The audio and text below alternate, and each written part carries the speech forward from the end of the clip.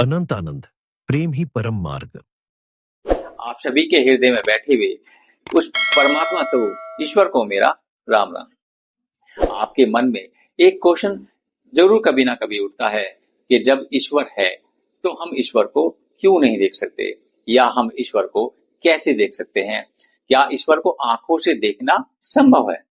ईश्वर को देखने से पहले हमें ये जानना होगा कि ईश्वर का स्वरूप क्या है, और यदि हम उसका स्वरूप समझ सकते हैं तो कहीं ना कहीं हमारे क्वेश्चनों का आंसर भी उसी में मिल जाएगा।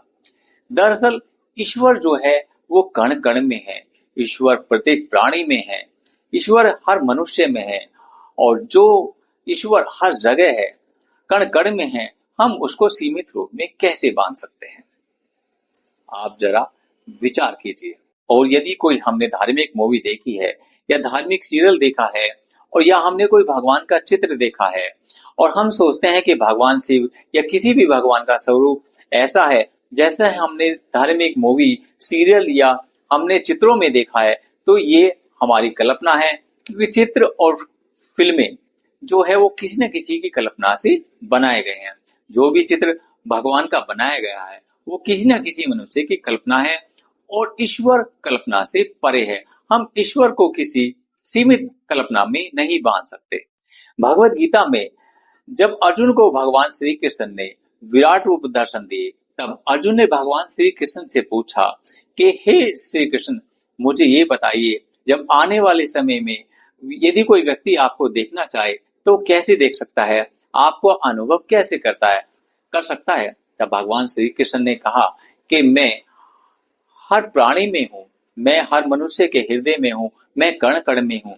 तो जब भगवान श्री कृष्ण ने कहा कि मैं हर हृदय में हूँ, तो अब सवाल ये आता है कि जो ईश्वर हमारे हृदय में है, हम उसको कैसे देखें? अब ईश्वर को देखने के लिए सबसे पहले हमारे मन में ईश्वर के प्रति तड़प देखी जाती है। यदि हमारे हृदय में ईश्वर के लिए तड़प ज्यादा है तो कहीं ना कहीं हमें ईश्वर की अनुभूति हो जाती है। और ईश्वर की अनुभूति को हम कैसे महसूस करते हैं, ईश्वर की अनुभूति यदि होगी तो हमें कैसा महसूस होगा, ये समझाने के लिए मैं सिर्फ आपसे इतना कहूंगा कि जैसे हम कोई फल खाते हैं और हम उसका स्वाद दूसरों को बताएं, लेकिन उसका स्वाद उसे महसूस नहीं हो सकता, क्योंकि जो फल को खाता है उसका स्वाद सिर्फ उसी को महसूस हो सकता है। सामने वाला सिर्फ उसे सुन सकता है, उस स्वाद को महसूस नहीं कर सकता।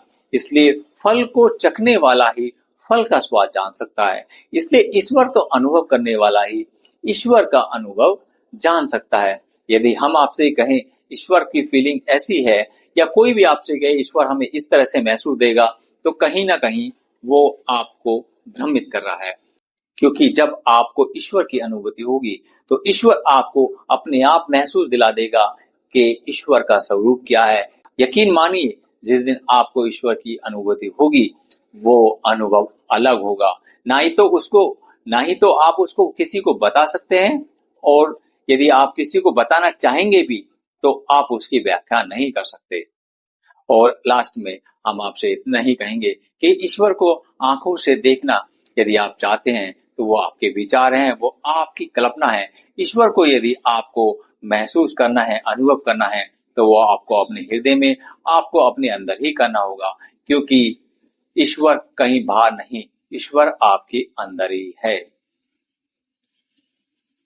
राम राम।